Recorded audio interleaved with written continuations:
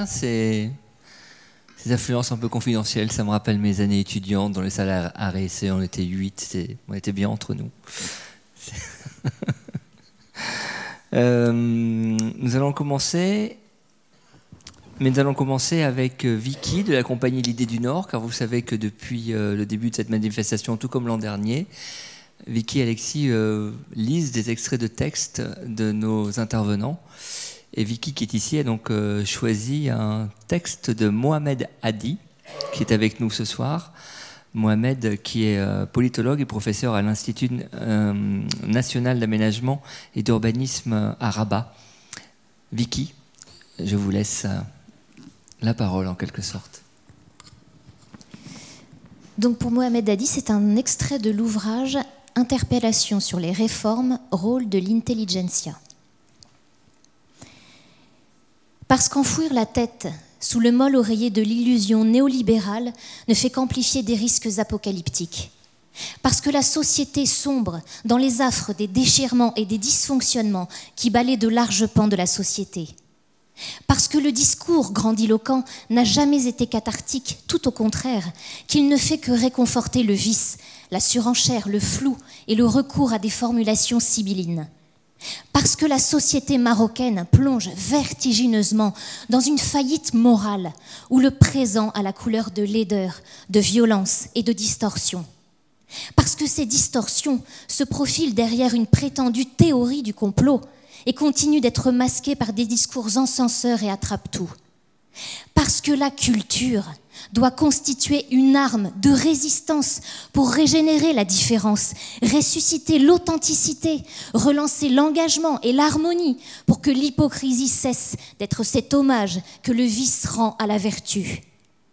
Parce que le politique, au lieu de rester au service de la vie sociale et de la promouvoir, ne fait régner que défiance et peur. Parce qu'une boue innommable a immaculé le visage de la société et cette souillure a fait oublier l'image de ce pays qui a tant donné sans jamais s'essouffler et qui a tant enfanté sans jamais s'épuiser. Parce que les innombrables démissions et les compromissions de l'intelligentsia ont laissé l'épidermique et le paraître se déchaîner et les espaces de débat s'effiloquer.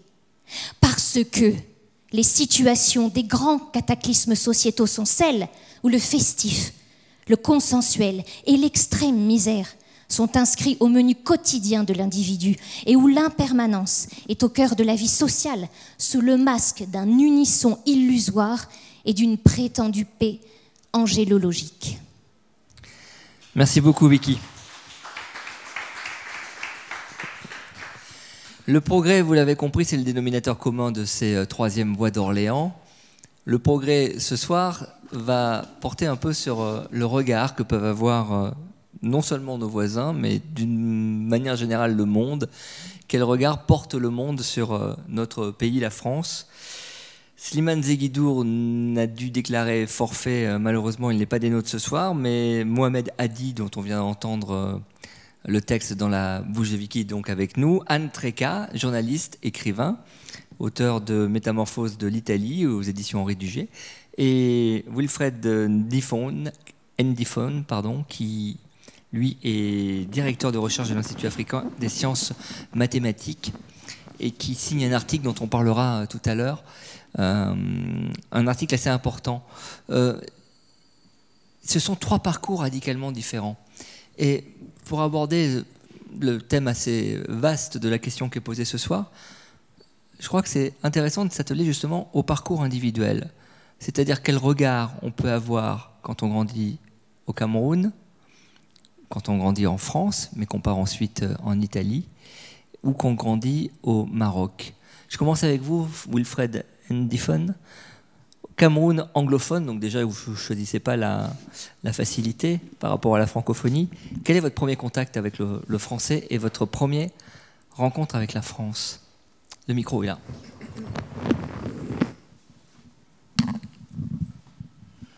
Mon premier contact avec le français, je vais commencer à dire que j'espère que vous allez me comprendre bien parce que ça fait longtemps que je n'ai pas utilisé la langue française d'une manière régulière. Alors, mon premier contact avec le français, c'était à l'école. J'ai commencé mes études en langue anglaise, mais après, je crois que c'était la classe de 5e, on m'a mis dans une classe dans laquelle on apprenait des sujets en français et aussi en anglais.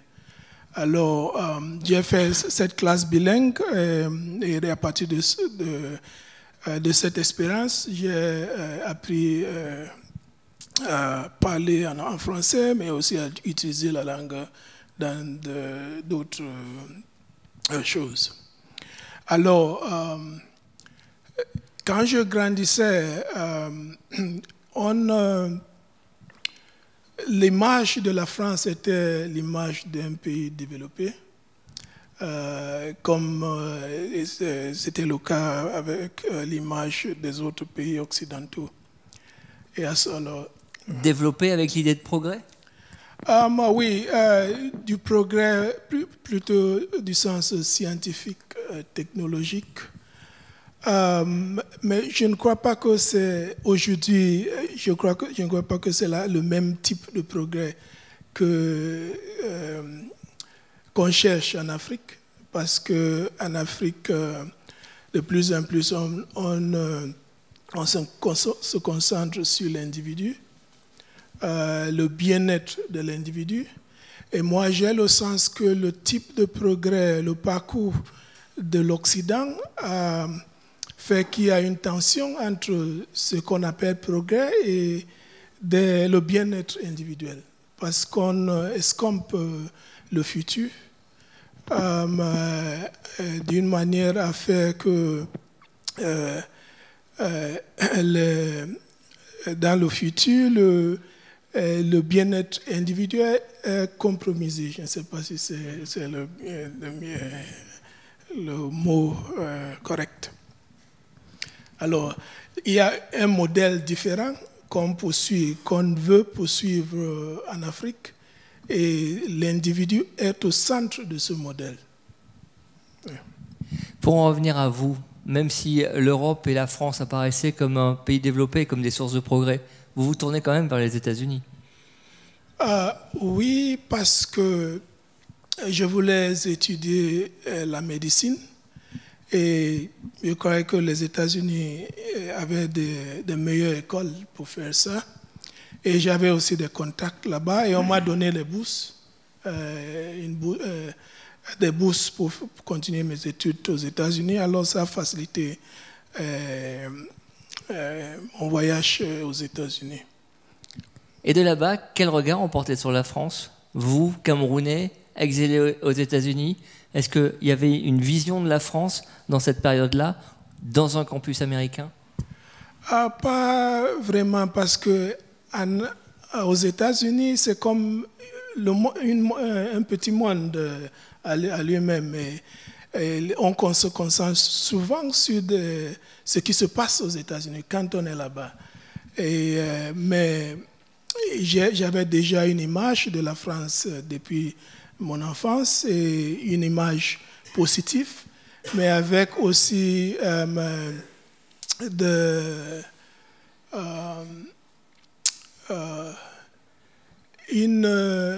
sens que le type de progrès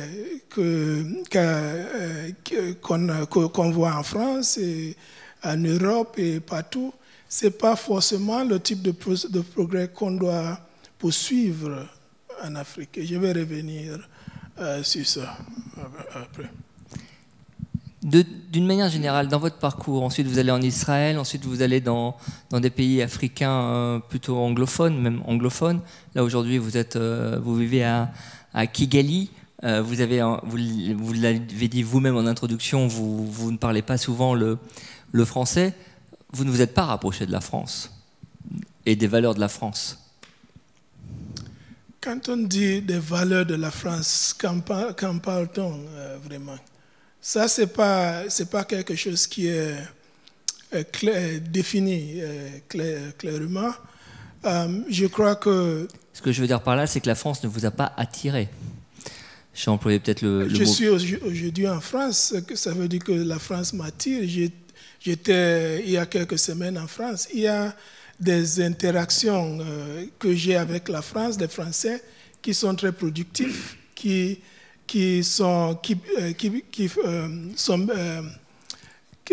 me... C'est précisément ce point qui m'intéresse. Qu'est-ce qui vous attire dans la France, alors, puisque votre parcours est plutôt anglophone? Quels sont les attraits, les choses qui font qu'elle vous attire? Par exemple, je travaille dans un institut de sciences mathématiques. Et en France, on trouve de très grands mathématiciens, de très bons mathématiciens, en sens pur, mais aussi en sens appliqué. Des physiciens, de très bons physiciens aussi. Et même en santé, il y a quelques jours, j'étais à l'Institut Pasteur pour parler j'avais une réunion avec des directeurs là-bas pour parler de collaboration scientifique, de recherche dans la recherche scientifique. Alors, il y a des connaissances scientifiques, techniques en France qui peuvent bénéficier, qu'on peut utiliser en Afrique. Alors, c'est dans ce sens que j'ai des interactions, des rencontres avec les Français. Votre vie est vraiment dédiée à la science.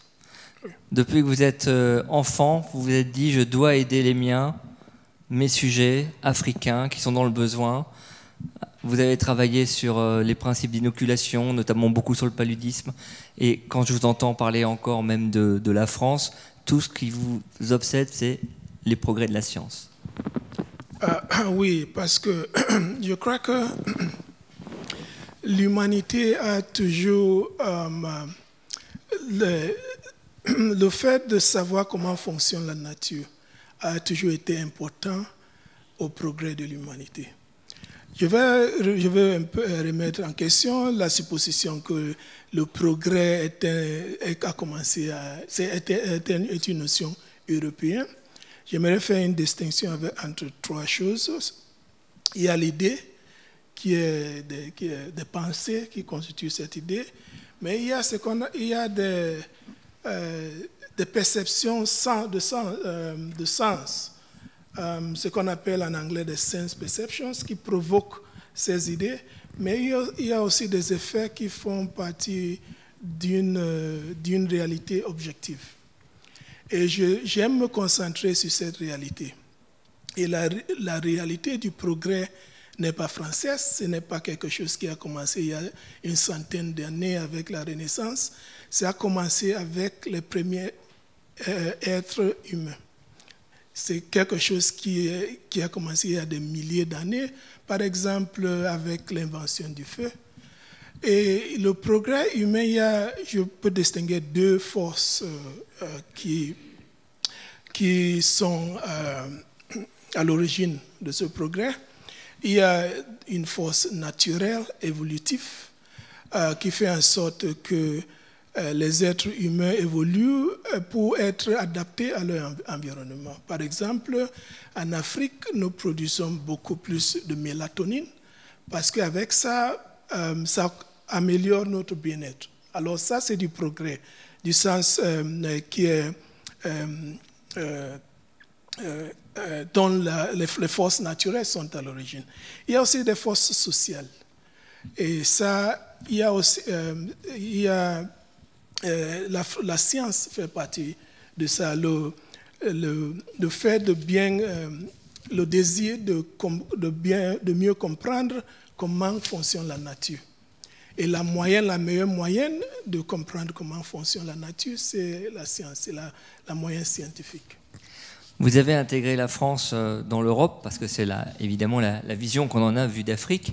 Je tourne vers Anne Tréca, qui, elle, on va dissocier la France dans l'Europe cette fois-ci, d'autant que vous aviez travaillé à Bruxelles, donc vous avez pu avoir aussi la vision de la France vue depuis ses partenaires européens. Vous vivez aujourd'hui à Rome, en Italie. Avant de parler du regard italien, parlons déjà de vous. Vous avez quitté la France très jeune, c'est un choix donc personnel. À 17 ans. À 17 ans.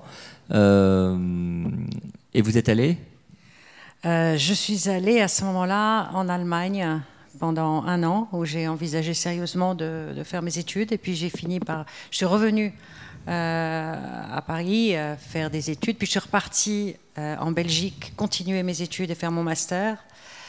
Et puis là, je suis restée en Belgique. Alors quel est le regard des Européens sur la France ? Même si c'est une question, je l'entends, très vaste, mais d'une manière générale. Non, mais c'est vrai que, en fait, je voudrais dire que j'ai grandi dans le nord de la France, qui est une région frontalière. C'est-à-dire que pour nous, aller passer la journée en Angleterre, en Allemagne ou en Hollande était une chose tout à fait normale. On rentrait le soir. Et dans mon porte-monnaie, j'avais l'argent de plusieurs pays en même temps, toute mon enfance, toute mon adolescence.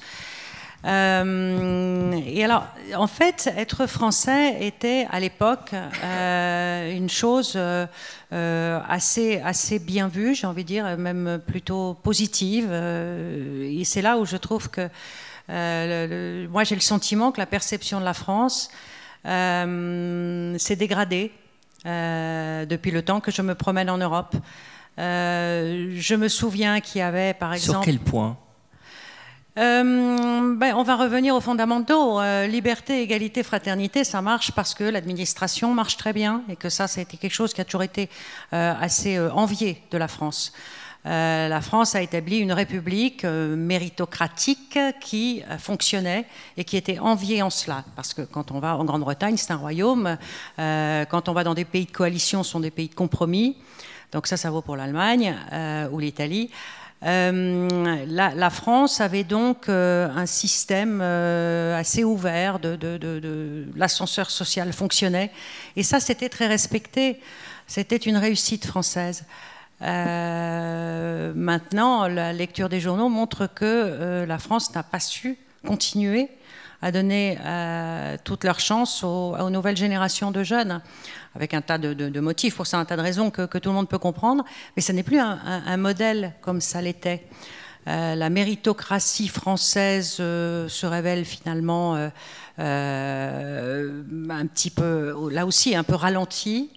L'administration française, le délit de solidarité, je passe très vite, je vais m'expliquer. Le délit de solidarité, c'est ce qui empêche des Français de vouloir aider des migrants qui sont en difficulté sur la route. C'est une invention récente qu'on utilise dans les tribunaux français. Ça semble aberrant par rapport à l'image qu'on avait de la France il y a 30 ans ou il y a 35 ans chez nos voisins européens. Et je crois que là... L'Italie a incitation à l'immigration clandestine, ça ressemble un peu à la même chose. Non, c'est pas pareil. L'incitation à l'immigration clandestine cherche à frapper les réseaux de passeurs. Mais quand un Savoyard va dans la neige aider un migrant qui a plus ses chaussures et qui est en hypothermie, c'est évident que le Savoyard n'est pas un passeur, il est quelqu'un qui a une réaction de solidarité humaine de base. Je n'ai pas vu dans l'actualité italienne de condamnation de personnes et d'individus. Éventuellement des ONG qui ont été reprises, effectivement, pour leurs agissements en mer Méditerranée, ou même sur le territoire quelquefois. Mais vous savez, là, dans l'affaire de l'incitation à l'immigration, c'est qu'il s'agit aussi de combattre la mafia, et donc, ou les mafias, qui ont gagné beaucoup d'argent dans ces mouvements migratoires, qui continuent d'en gagner. Donc pour vous, le délit de solidarité, c'est un principe qui écorne la France. C'est une régression terrible du modèle français, terrible, accablante.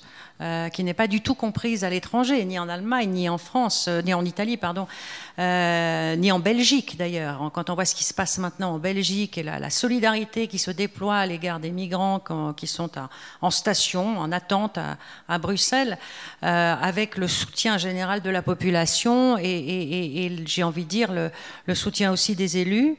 La France a choisi une manière forte de fermer ses frontières et de fermer son cœur. Peut-être aussi de fermer son cerveau là, sur cette chose-là. Voilà. Vu de l'Italie, la France n'est-elle pas vue comme un pays de progrès ? Alors évidemment, il y a plein de progrès. Il y a le progrès scientifique, il y a le progrès technologique. Et évidemment, la France est un pays qui a, si on veut parler de start-up, des résultats et un dynamisme impressionnant qui est tout à fait reconnu à l'étranger. En matière de découverte scientifique appliquée aussi, la France est tout à fait prise au sérieux. En matière d'invention politique, elle est prise trop au sérieux avec ce qui s'est passé depuis un an sur la scène politique française. La France innove. Donc elle est un pays de progrès organisationnel. Est-elle un pays de progrès philosophique? Ça, c'est une vraie question que je me pose. J'ai quand même le sentiment que là aussi, les intellectuels français ont moins de rayonnement qu'ils n'en avaient autrefois. On a un cinéma qui n'existe plus comme avant, qui n'a plus qui a même des critiques très sévères, hein, vu de l'étranger, qui est taxé de 1000 mots, d'être ennuyeux en gros, hein, on va simplifier. La France, vue de l'étranger, ne produit ce genre d'initiative, par exemple. Moi, je rêve de voir en Italie une initiative comme les Voix d'Orléans, mais je n'en vois pas, et je ne vois pas quelle maire aurait l'idée éclairée d'organiser un carrefour comme ça de rencontres. Ça, c'est une ouverture française vers le progrès qui fait encore quand même aussi l'envie de nos voisins, je crois. Mais ça reste très nuancé, en fait. C'est très compliqué de savoir si les Italiens voient la France comme un pays de progrès. Les Italiens sont déçus. Non, les Italiens voudraient admirer la France. Ils ne demandent qu'à l'admirer. Ils sont très déçus par la France en ce moment. Et l'Europe, d'une manière générale? Alors, l'Europe, d'une manière générale, sur les points que j'ai évoqués, hein, donc les problèmes humanitaires, ça c'est évident. La question politique, en revanche, il y a peut-être quand même un vrai intérêt, je crois, partout. On va voir ce qui va se passer à Bruxelles, au Parlement européen, mais il est évident que le remodèlement de la carte politique française et la perte complète de vitesse de partis de gauche ou de droite ouvertement en panne passionne nos voisins. Si ça donne quelque chose, nous serons français. Je change de casquette tout le temps, vous devez vous demander. Je dis nous comme italienne et je dis nous comme française aussi. Nous serons enviés pour cela aussi. Entre deux cultures, c'est toujours comme ça. Marine Le Pen au deuxième tour. Bah oui, Marine Le Pen au deuxième tour, voilà, c'est ça. Hein. Non, mais ça, c'est la France qui tourne pas rond, c'est la France qui non, mais est-ce que dans les autres pays européens, on l'a perçu ainsi? Ça a été ressenti. Ou au contraire, puisque l'Italie aussi voit l'émergence un peu de la Lega, il y a des exemples en Hongrie, en Autriche, où au contraire, on se dit que c'est dans l'air du temps européen. Alors en fait, avant Marine Le Pen, il y a eu son père hein, qui avait fait un parcours aussi au présidentiel, et j'étais très malheureuse en Italie quand le père est arrivé, parce que les gens m'arrêtaient dans la rue en me disant mais toi tu as grandi en France, explique-nous. Les Italiens n'ont pas du tout compris. Marine Le Pen au deuxième tour, on est déjà plus dans un moment de mouvement contestataire et anti-système un peu partout, effectivement. En Italie aussi. Les élections italiennes ont produit, il y a un mois maintenant, un résultat, non, il y a un petit peu moins d'un mois, un résultat anti-système tout aussi impressionnant. Donc, la stupéfaction et la déception de voir un parti d'extrême droite en France arriver au présidentiel a vite été effacée par la prise de conscience qu'en Italie, le problème était au moins aussi criant. Mais le suffrage, le type de suffrage n'est pas le même en Italie, donc on ne peut pas avoir ça. C'est propre à la France de jouer le va-tout sur un scrutin uninominal à 2 tours. Ça, c'est terrible, parce que ça cristallise forcément quelque chose de radical ou une prise de position radicale.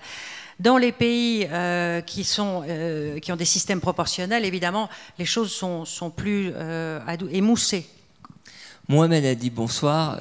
Avant de parler de votre parcours et de votre rencontre avec la France et le français, j'ai envie de rebondir sur cette question de Marine Le Pen au deuxième tour. Vu du Maroc, est-ce que ça a été un signal qui a surpris, qui a choqué?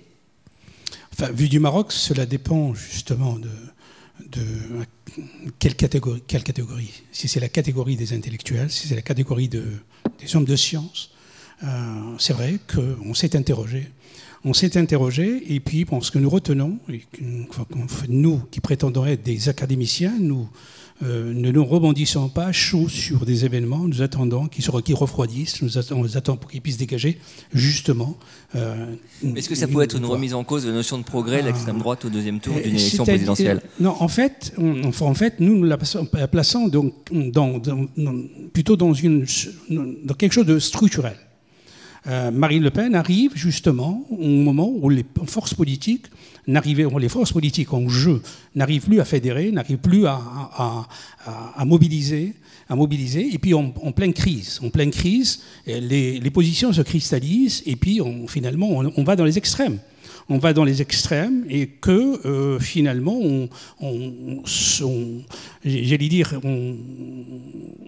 on va chez celui qui a un discours paternaliste, qui a un discours justement de vouloir nous débarrasser de l'autre, sachant que la période dans laquelle justement, à laquelle vous faites allusion, est une période où l'on s'invectivait, où on invectivait l'autre, on le rejetait, et il y a un terme justement qui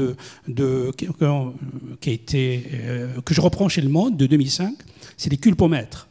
Néologisme, c'est-à-dire les paramètres de culpabilité, où on culpabilise l'autre, c'est-à-dire l'étranger, le noir, le jaune, le musulman, l'autre tout simplement. Alors, si c'est épidermique, on ne réfléchit plus. Si on ne réfléchit plus, on ne produit plus des idées. Donc, on ne peut pas parler d'une notion de progrès. Écoutez, je crois que vous êtes, nous touchons un terme qui semble tout dire, mais en fait, il ne veut rien dire, parce que le concept progrès est polysémique. Quand il n'est pas ambivalent, quand il n'est pas approximatif. De quel progrès parlons-nous? Et ce matin, j'ai écouté avec bonheur l'intervention de Kahn. Il parlait justement du progrès avec un grand P et des petits progrès, des progrès avec les petits P, c'est-à-dire des progrès sectoriels.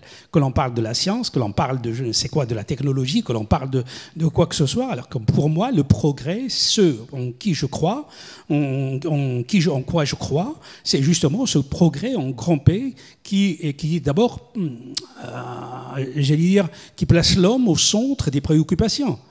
Et je crois que cela fait très longtemps qu'on s'est justement démarqué de cela, de progrès anthropocentrique, au sens d'anthropocentrisme, au sens philosophique du terme, au sens où l'on voudrait justement aller de l'avant. Et vous paraphrasez d'ailleurs dans un de vos textes un auteur du 18e qui parle de bergers et des pasteurs du peuple en disant qu'il ne se préoccupe que du gigot ou de la laine, mais pas du mouton. Il disait exactement que parmi les gardiens du troupeau que nous sommes, les uns gardent le troupeau pour la laine, les autres gardent le troupeau pour le gigot. Personne ne garde le troupeau pour lui-même. Ou pour le mouton. Pour l'animal, pour l'individu. Oui, c'est une image. Le troupeau, le troupeau, je l'emprunte pas seulement au sens animalier du terme, mais aussi le troupeau au sens religieux, au sens que ce soit de la chrétienté ou que ce soit de l'islam. Ra'i, ou le troupeau, le gardien du troupeau, tous les prophètes étaient gardiens de troupeau, dire. Et les troupeaux, nous sommes justement le troupeau sans aucune connotation péjorative. Mais je voudrais revenir sur cette idée justement de la perception de l'étranger, plutôt du Marocain que je suis, qui est peut-être le seul qui a été stable au niveau structurel, mais je suis d'origine nomade.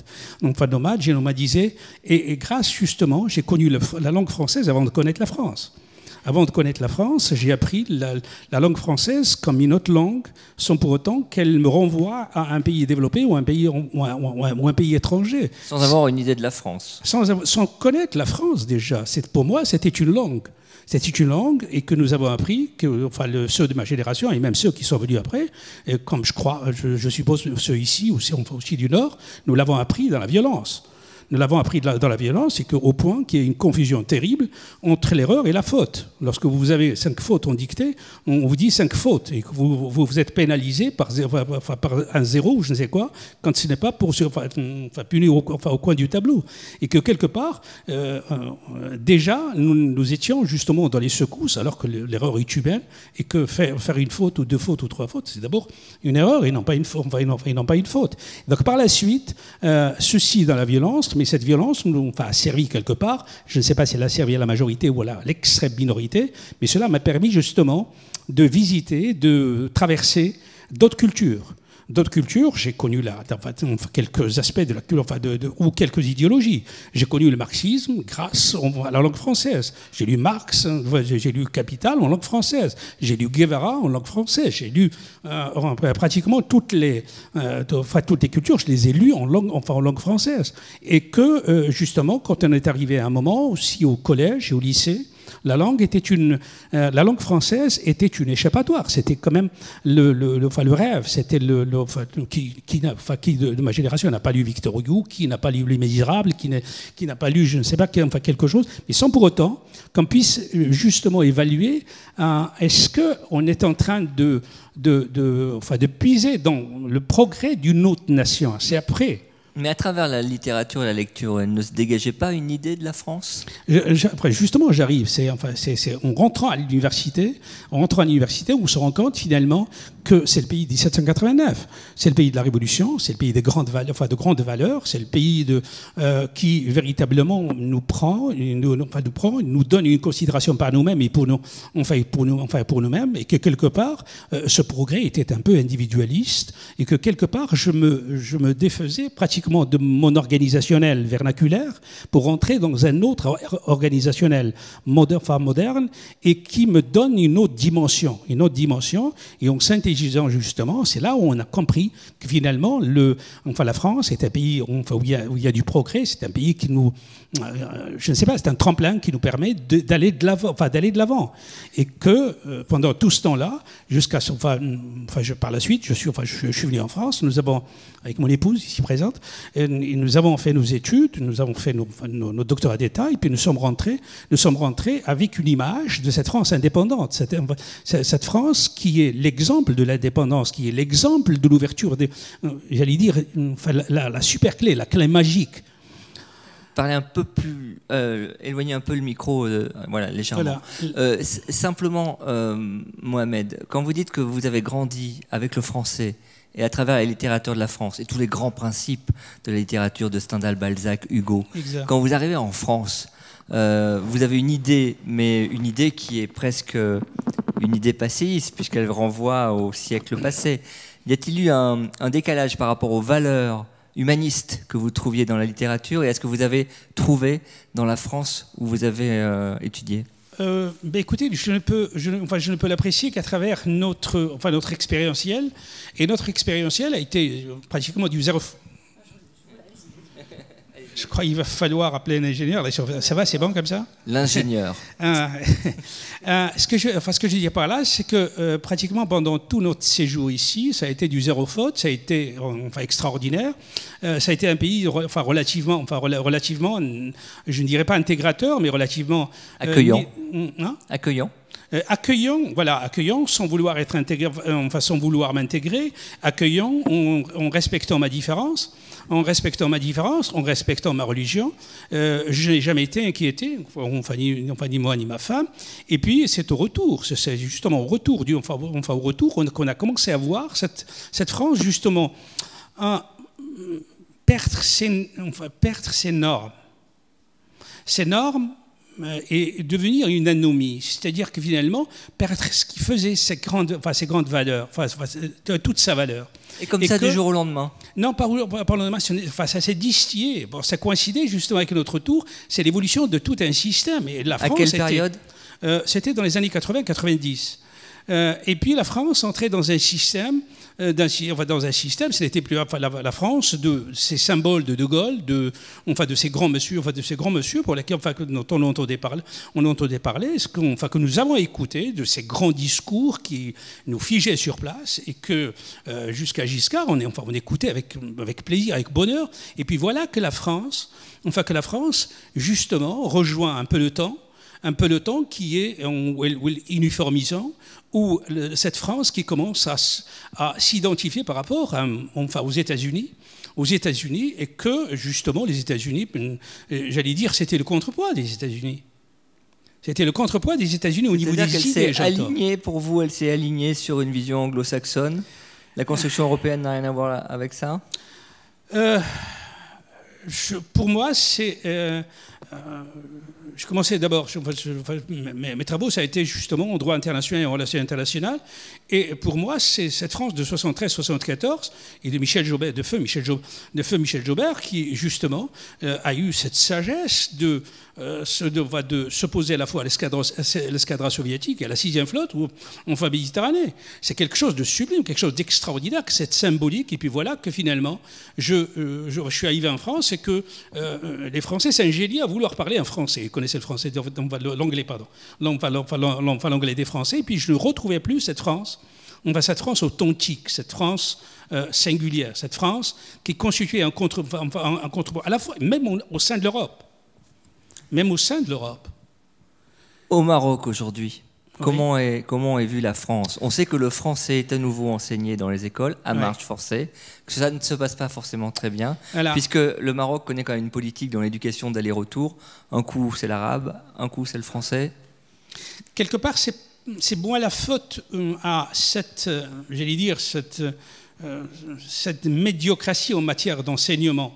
En matière d'enseignement au Maroc, par laquelle on est passé, où il n'y avait pas justement de stabilité, que du fait même que la France n'était plus celle, en tout cas, elle n'avait plus les mêmes préoccupations pour étendre la langue française. Et que la langue française est devenue un objet marchand. Et qu'elle marchandisait et qu'elle était dans une logique de spéculation avec les autres missions. Pour attirer justement les plus riches, pour attirer les plus nantis, et il y a eu des piquets de grève, il y a eu des gens, je trouve ça ridicule. Qu'un actuel ministre de l'enseignement supérieur actuellement a fait un piquet de grève devant le lycée Descartes, parce qu'il va rouspéter contre le fait que la mission culturelle française a augmenté le prix d'entrée, et elle est excessivement chère maintenant. C'est la France qui s'est cloîtrée justement dans cette exiguïté de ramener sa civilisation à un objet marchand. Et donc la perception de la France alors par les Marocains aujourd'hui. Et les nouvelles générations, c'est aussi ça l'avenir, et c'est ça qui est intéressant. C'est-à-dire que c'était un Éden, c'était un Eldorado. Toujours. La France était un Eldorado, et voilà que justement cet Eldorado qu'on rejoignait d'abord un peu par paresse, parce qu'on maîtrisait la langue, et que finalement on venait justement pour poursuivre des études en France, parce qu'on faisait l'économie de 6 mois, de 8 mois, de je ne sais quoi, et qu'on n'avait pas de problème de langue. Et puis voilà qu'elle devient élitiste, c'est-à-dire plutôt que de s'adresser à la classe moyenne, et puis à toute la scolarisation est en train de concurrencer le privé. Le privé, justement, au Maroc, et il y a le lycée Descartes, il y a des lycées de mission. Non seulement, on ne s'est pas arrêté là, c'est qu'on est passé maintenant au système universitaire. L'Université internationale de Rabat est une convention entre ceci et cela. Et parfois, on frôle le risible. C'est que cela ne se fait pas seulement avec le Maroc. Quand je pense qu'il y a une antenne de l'ENA en Arabie Saoudite, au Moyen-Orient, qu'on ne vienne pas nous dire que c'est la science qu'on va leur apprendre, c'est beaucoup plus des sous qu'on cherche. Et ce qu'il y a, c'est que justement, voilà, ce que quelque part, moi, je suis en train de parler de la question avec passion, parce que je suis en train de me réveiller d'un rêve. on va derrière pour tomber dans un cauchemar, et que finalement, cette France, qu'on voyait, et qui nous a permis à la fois d'évoluer dans l'équilibre, justement, dans l'équilibre, langue arabe, langue française est en train d'abord de se laisser distancer. Dans un premier temps, actuellement, c'est la Belgique qui est en train d'avancer en premier. Ensuite, c'est le Canada.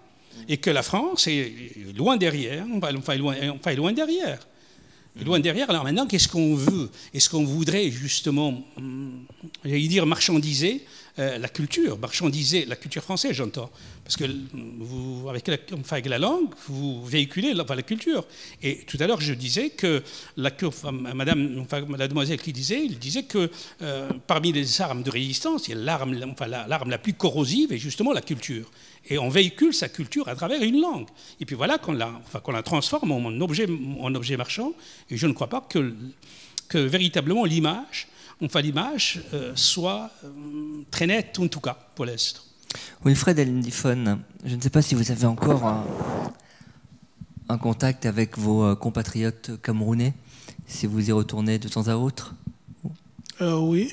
On voit beaucoup de Camerounais sur les routes d'Afrique, aller dans les ghettos, monter vers le nord, essayer de passer la Méditerranée. La France et l'Europe, d'une manière générale, est encore un phare ou pas, selon vous? Je crois que les jeunes qui essayent d'aller de venir en Europe d'une manière illégale, ils cherchent des opportunités. Moi, de manière illégale, mais ils risquent leur vie aussi. Ils risquent leur vie, ils cherchent des opportunités qui n'existent pas dans leur pays. Et moi, ce que je veux faire, c'est que je travaille à créer en Afrique. C'est pourquoi je suis revenu en Afrique. C'est pour essayer de créer ces opportunités. Et c'est ce que mon institut, l'Institut africain des sciences mathématiques, essaye de faire. Par exemple, il y a des jeunes qui ont des diplômes, mais la façon dont on les a enseignés en Afrique fait qu'ils ont assimilé des connaissances, mais ils ne savent pas comment produire de nouvelles connaissances. Et ça, c'est très important si on veut créer des emplois, pas être seulement chercheur d'emploi. Il faut savoir à créer. Et c'est cette manière de penser que moi et mes collègues essayent d'enseigner aux jeunes Africains maintenant. Parce que dans les flux, il y a aussi beaucoup d'étudiants qui veulent poursuivre leur études supérieures. Il y a des gens hautement qualifiés derrière ces gens qui sont entassés dans des bateaux. Ce ne sont pas que des réfugiés économiques, c'est aussi beaucoup de jeunes qui ont déjà des niveaux d'études assez importants. On a l'impression qu'il n'y a pas forcément l'appel de la France ou de l'Europe, il y a simplement partir, chercher sa voie ailleurs. Est-ce ça ou je me trompe et c'est en effet plutôt l'appel de l'Europe d'un progrès et du développement? C'est pas nécessaire. Si tu n'as rien, n'importe quoi peut apparaître comme le Eldorado, comme disait mon frère. Alors on travaille, on veut créer des conditions minimum pour que les jeunes puissent passer, avoir une bien-être, peuvent vivre en dignité en Afrique. Quand vous dites des gens hautement qualifiés, il y a une différence entre avoir quelqu'un qui a un diplôme et quelqu'un qui a une connaissance utile.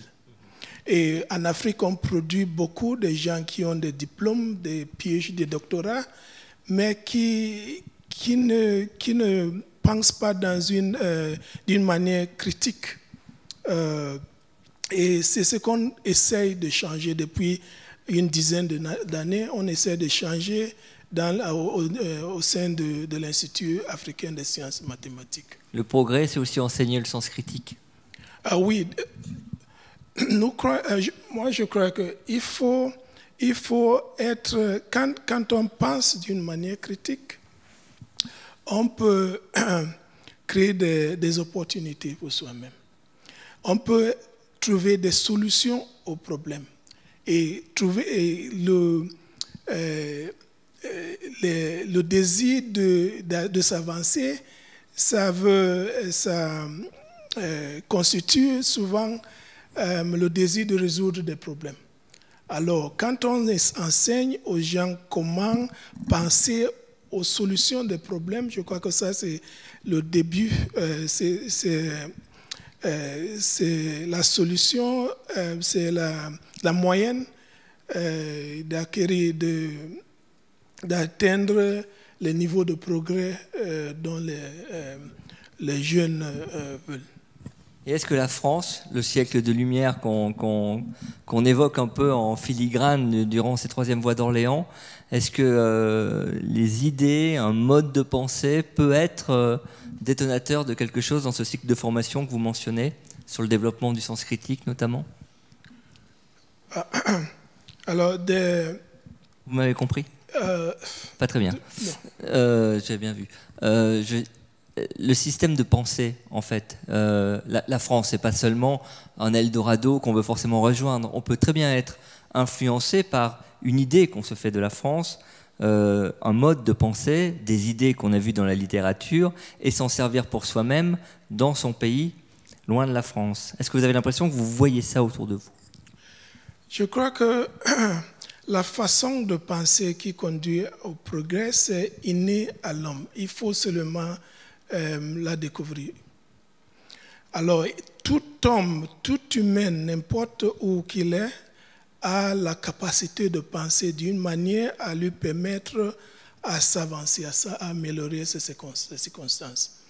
Et pendant longtemps, les Africains étaient amenés à penser qu'ils devaient seulement recevoir des idées venant d'ailleurs. Mais ça, c'est pas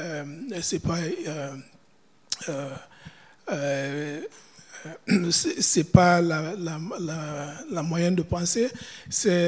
Il faut savoir que tout homme a cette capacité d'innover, de s'avancer, d'améliorer ses circonstances et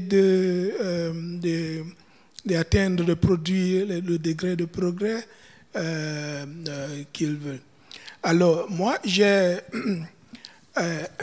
quand on parle des idées qui résolvent des problèmes, j'ai récemment élaboré une théorie, concernant la mode de chercher ces idées qui résolvent des problèmes, qui est basée sur des écritures de certains philosophes, mais aussi sur certains principes fondamentaux biologiques. Et je crois que les idées, on peut les classer, il y a soit des idées simples, ces idées qui viennent des perceptions de nos sens. Par exemple, l'idée que quelque chose est froid vient de la perception du froid. Et il y a des idées qui résolvent des problèmes qui sont des idées complexes.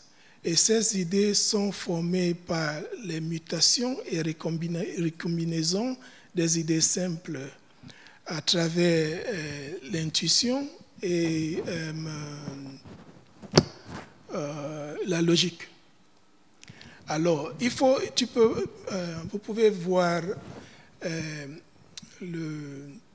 Mais c'est universel ce que vous me dites là. C'est universel.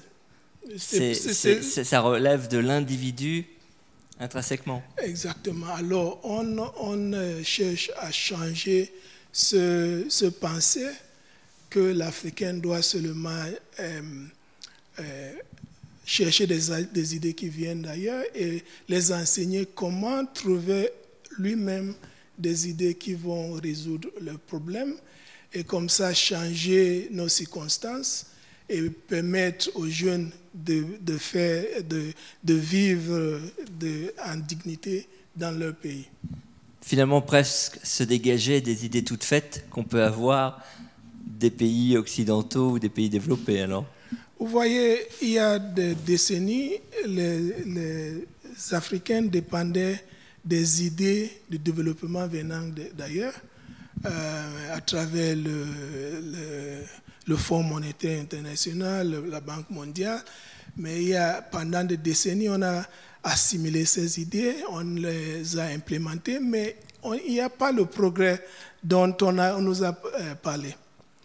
Alors, il faut un modèle de développement qui est indigène, qui n'est pas importé, d'ailleurs.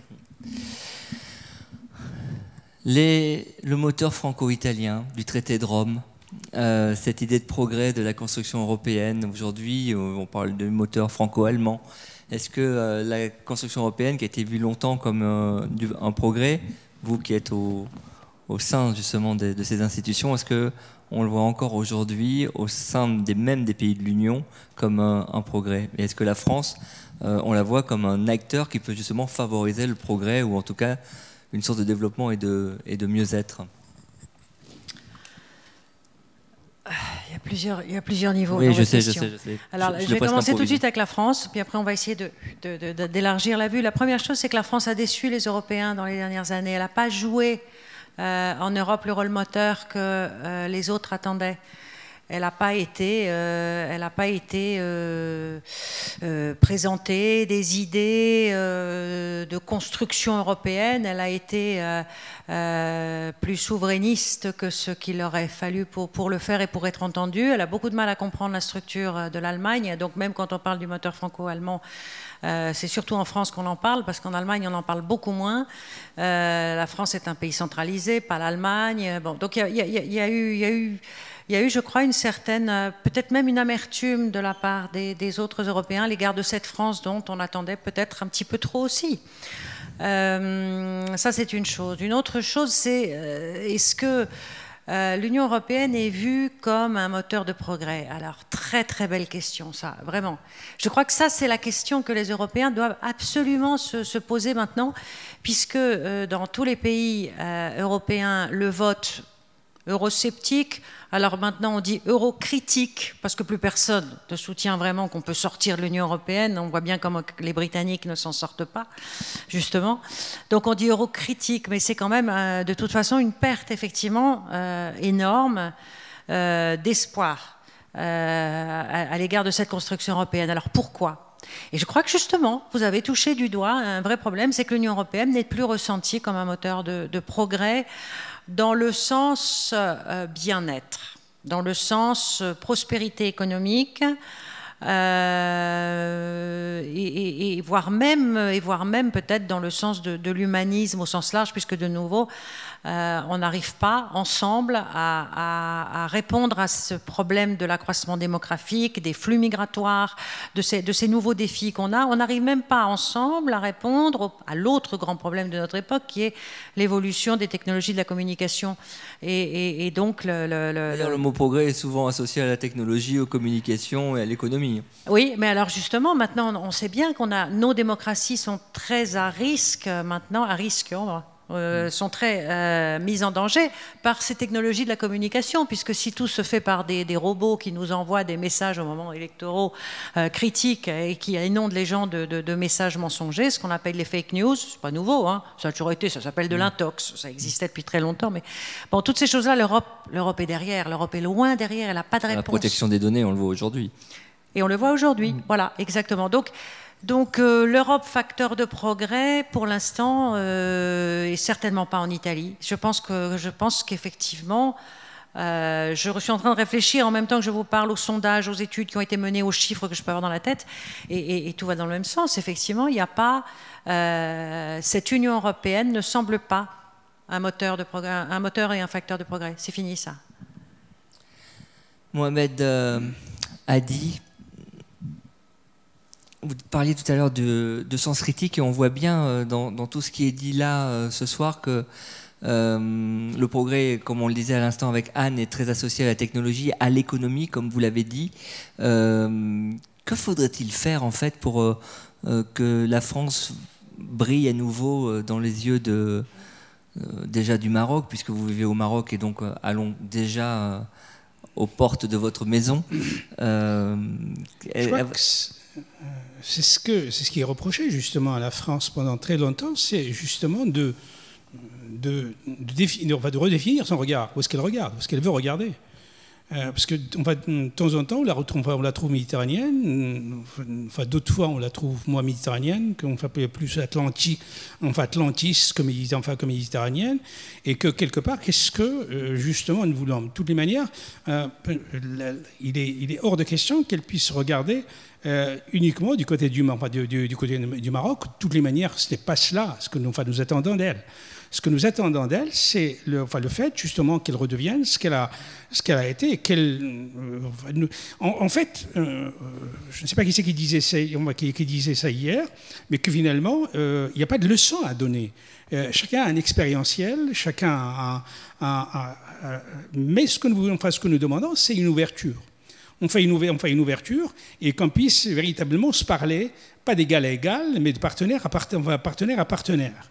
Et que pendant que on affiche, on annonce, on encense une globalisation, qu'est-ce qu'on voit? On voit s'élever des frontières, des fils barbelés, et là je parle de l'Europe, des fils barbelés, même à l'image, même au niveau des États-Unis, des fils barbelés pendant que la circulation de la finance est affranchie, pendant que finalement les mêmes systèmes.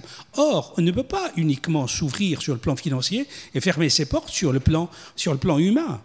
On va sur le plan humain, et ce qui est attendu de la France, c'est que justement, on puisse revenir sur un langage de partenaires et de win-win, et non pas d'être mu uniquement par un désir de puissance et un désir d'enrichissement tout azimut.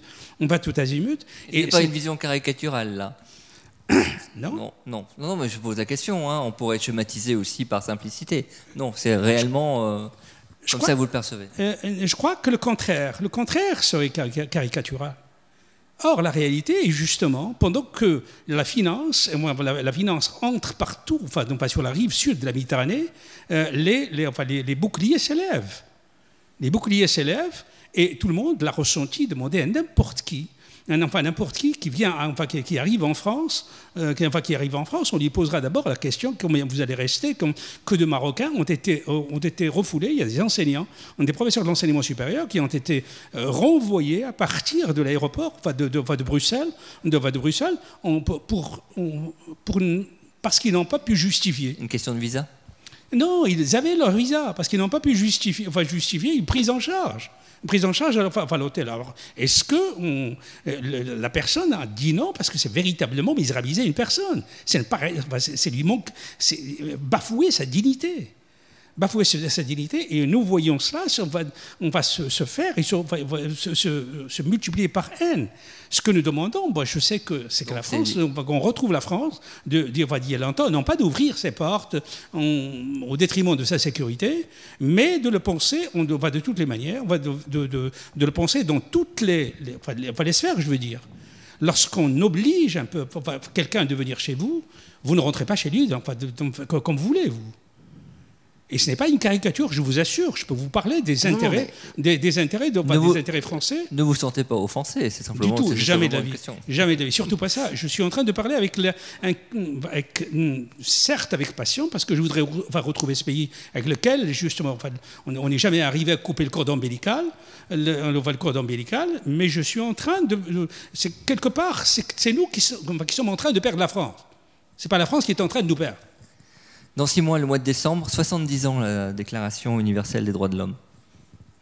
70 ans, la Déclaration universelle des droits de l'homme. On en est loin? C'est très loin? Je crois que s'il y a quelque chose d'universel, c'est bien le fait de bafouer ce qu'on appelle les droits universels. Et ces droits sont aussi bien bafoués au nord qu'au sud de la Méditerranée, voire même d'une manière universelle. Je crois qu'on est, enfin, c'est une instrumentalisation, mais je crois que c'est véritablement le fait de nous uniformiser. Je préfère revenir à cette période de mondialisation où on était dans la différence, on se respectait dans sa différence, comme il y a même la différence était grande. Enfin, pour cela, je vous raconte une anecdote, entre Mohamed III, à l'époque, empereur empereur de l'Empire ottoman, et les Francs.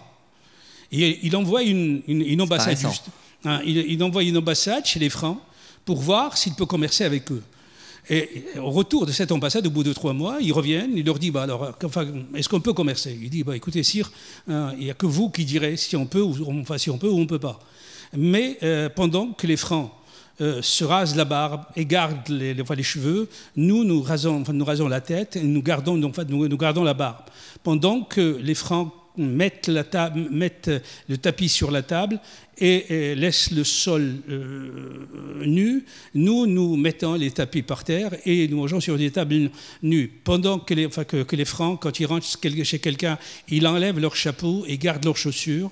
Nous enlevons nos chaussons et nous gardons nos turbans. Prenez un Turc, mettez-lui la tête en bas et les pieds en haut, et vous aurez un franc. Ce que je veux dire par là, c'est que les différences ne nous éloignent pas. Les différences nous rapprochons. Et plutôt que de se battre pour uniformiser, pour que quelqu'un vous ressemble à 100%, avec une seule dimension, une seule culture, une seule démocratie, une seule, respectant les différences. Et je crois que le monde se porterait beaucoup mieux dans la différence, dans le respect et dans la dignité. Aiguisons les sens critiques et respectons les différences. Merci à tous les trois. Je rappelle simplement Anne Trecca, Métamorphose de l'Italie. Mohamed Ati, vous avez sorti aussi un livre qui s'intitule, je l'avais noté, La ville marocaine, regard croisé chez l'Harmattan. Et merci aussi à Wilfred Ndifon, passionnant, toutes ces questions sur les sciences. On aimerait vous écouter pendant des heures, même si on sort du sujet, c'est pas bien grave. Vous avez vraiment un parcours passionnant. Merci à vous, en tout cas, de votre attention, et bonne fin de soirée.